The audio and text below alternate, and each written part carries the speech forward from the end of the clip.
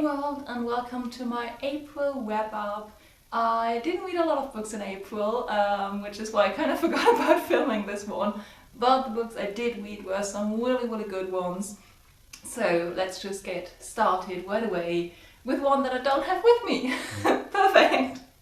And that is Das Fundbüro der verlorenen Träume, which I've talked about currently reading in my last wrap up.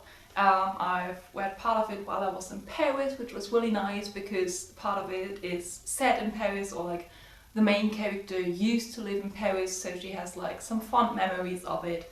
But yeah, I did finish reading that book, and to be honest, it's been a month now since I've read it, and I'm still not entirely sure how I feel about it.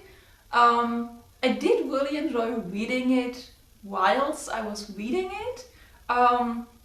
But it's such a weird combination of different genres and different styles and different emotions that it did kind of feel like multiple books in one. Like there was a lot of like cheesy romance, and it felt like, oh, everything's fluffy, but then there's also talk about like suicide and depression and losing your way in life, and there was like really heavy.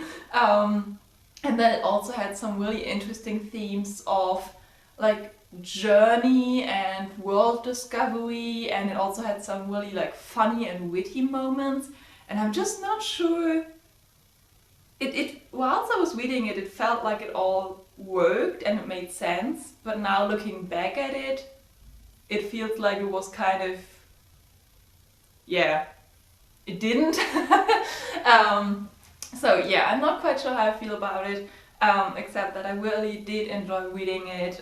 It did really mess me up, because there were some specific scenes that hit some specific memories and aspects of my life. And those moments were kind of creepy because like they were so specific, it felt like the author knew something about me and my family, so yeah. It kind of creeped me out, but the writing style was really beautiful. The way that our main character Dot expresses herself, and she seems to be kind of somewhere on the autistic spectrum, maybe. It's never specifically said, but the way she expresses herself, the way she like reads other people, seems to be somewhere on that spectrum. And I really enjoyed her unique point of view, because she really like has a way of understanding the world that I haven't read in many main characters, so I really enjoyed that. And I think her journey is really interesting. As I said, it goes through so many emotions and so many different aspects, and I did really like, it was one of those books where I just wanted to go home to read it because I needed to know what happens, so yeah. There you go. The next one was a really simple one, Ein Gefühl namens Liebe, part 7. This is the manga series I am currently reading, and it's so cute and sweet and nice. It's just a first relationship, and they're so sweet with each other, and we're getting into the part of like physical closeness, and the way that they're communicating is really healthy and sweet and kind, and yeah, it's a really nice, positive story about first love. I then also finished The Cat Who Saved Books, which again I read in Paris. I also bought it in Paris at Shakespeare & Company, and it has these gorgeous deckled edges and this like kind of old school watercolor sort of cover. I really think it's a beautiful book. Again, kind of weird in terms of genre, because it kind of mixes like a childhood story or like a children's book story with this like philosophical fantasy aspect that's like, now we're gonna reflect on our society and the way we live. So again, I'm not quite sure how that worked, but it did. I really enjoyed the communication between the main character and the cat. They were so funny and so clever and so sweet. And it's like a really short book, and it's really obvious in its messaging of like books are valuable, which they are, so I agree. It's like, it's really obvious, and again, it feels like a children's book in that obvious sense. But yeah, I really enjoyed it. It was a sweet, nice, cute little read. Maybe a little far from reality, but you know, it's a fantasy book. I really enjoyed it. It was a sweet read. Not quite so sweet was Time as a Mother by Ocean Vuong. His new poetry collection. I adore this man with my entire heart. Oh my god. The way he has with words is just... how? How? I was literally crying within the first like 3 lines of the first poem.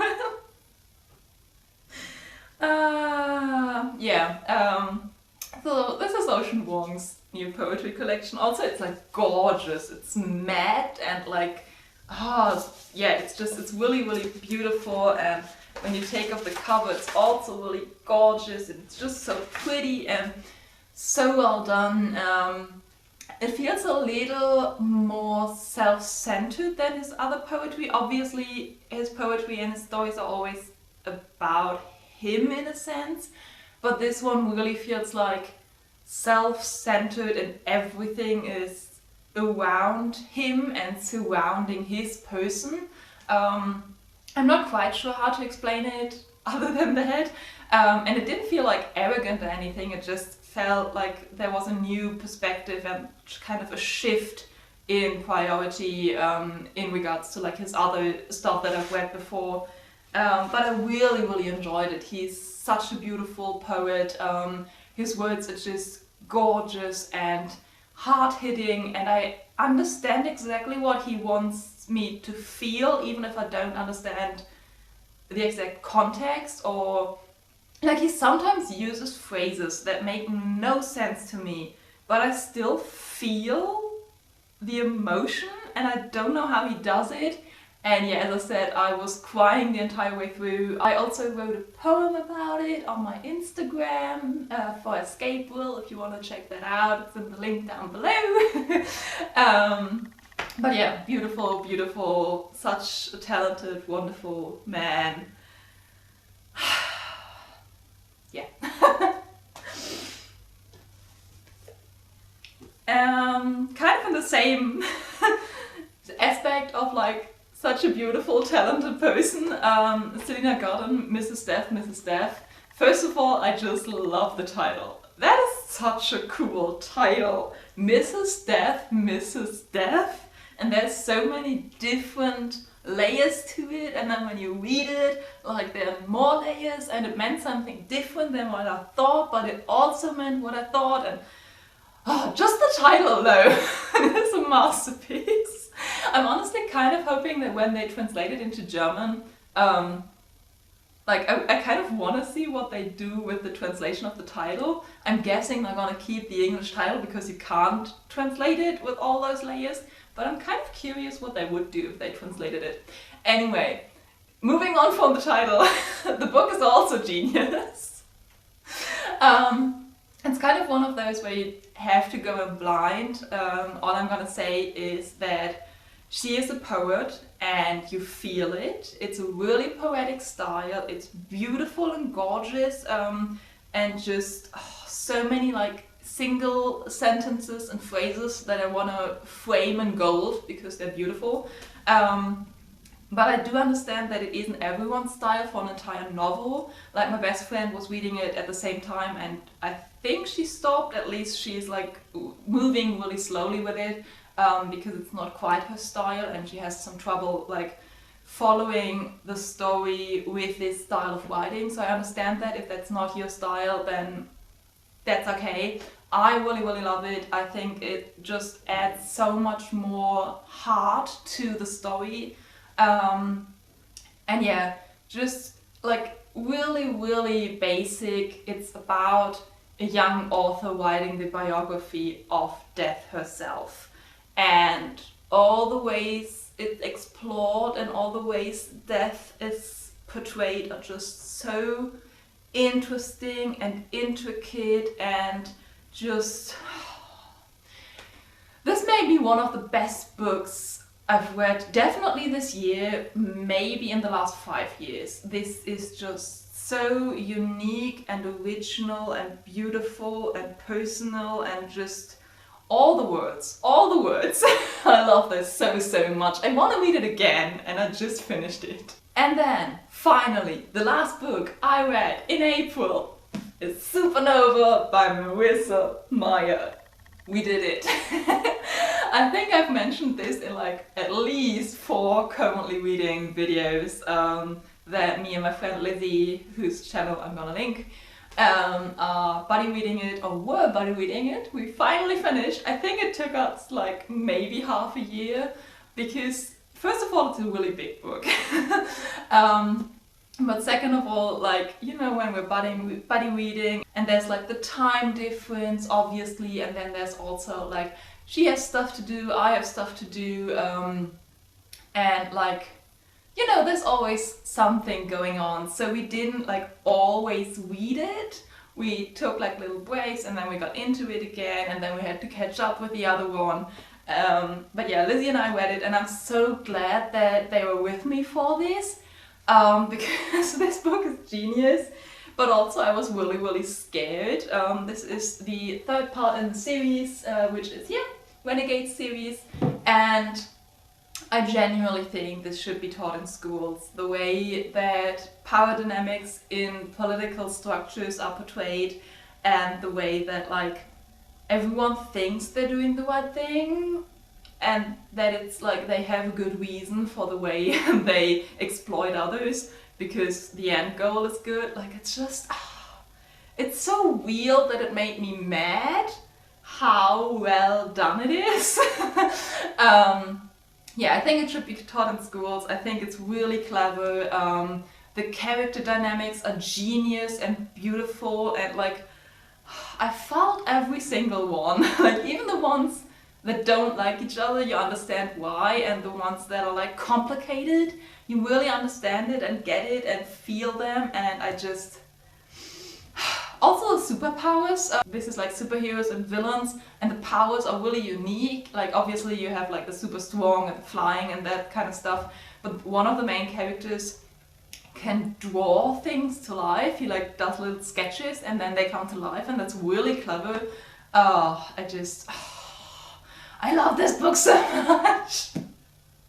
I love the series, it's so clever, it's so well done. I am glad that I'm like done with it now, that I've read it, that I know how it ends. Also the ending, the epilogue. Oh, I remember like Lizzie was done right before me, and they sent me like WhatsApp messages that I had to not look at because of spoilers, and I just one time saw a big epilogue. I was like, okay, fuck this, I have to like sit down and read the last 3 chapters because I want to know what happens in the epilogue, and it's so good.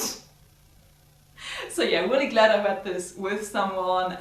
It was a really fun experience to talk about it, and it's such a good series. I really did love Marissa Meyer's Luna series. I think it's really clever, and the sci-fi adaptations of fairy tales were really well done, but this is so much more unique and so much more like special and clever, and like just you really feel that you thought about this. And I really loved it, and yeah, I'm done with the series, and I want movies about this, and I also want a second series, and I also like want a TV show, and I also want loads of video essays. I'm not done talking about this book. Maybe I'm gonna do a bit of a video essay about like the entire series, maybe. Probably not, but you know. Please read Renegades. And yeah, those are all the books I read in the month of April. As I said, not as many, but some really good ones. I had such a good reading month. Obviously because I also was on vacation in Paris, and I bought some books in Paris, and it was like really nice. But yeah, those are the books I read in April. Let me know if you've read any of them and what you thought of them. And currently reading, there we go, almost forgot. Just wait a sec.